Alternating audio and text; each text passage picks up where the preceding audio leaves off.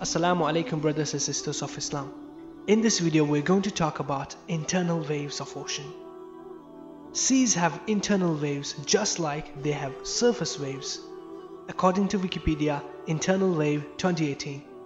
Internal waves are gravity waves that oscillate within the fluid medium rather than on its surface.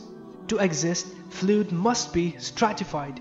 The density must decrease continuously or discontinuously with depth, height due to change, for example in temperature or in salinity. The internal waves travel more slowly than surface waves of similar amplitude because the difference in density between two water masses is much less than it is between air and water.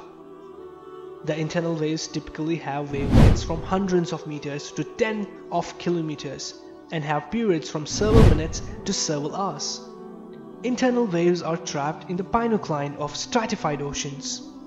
It is easier for internal waves to travel between layers of different densities at the pinocline. In open oceans, this is much deeper than the photic zone. This means that those waves travel in complete darkness. Right, we are talking about normal ocean waves at the surface of the ocean.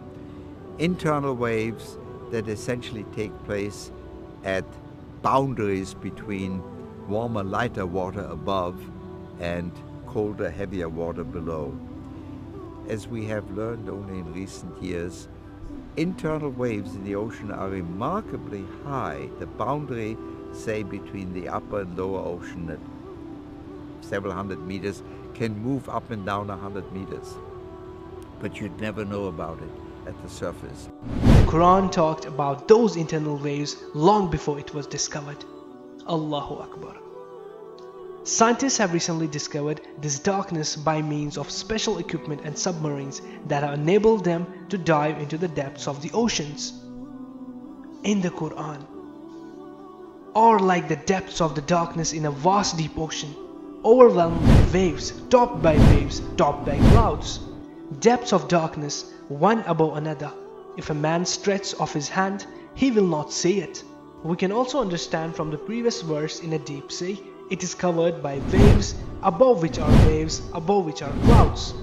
That the deep waters of seas and oceans are covered by waves, and above these waves are other waves. It is clear that the second set of waves are the surface waves that we see, because the verse mentions that above the second waves there are clouds. But what about the first waves?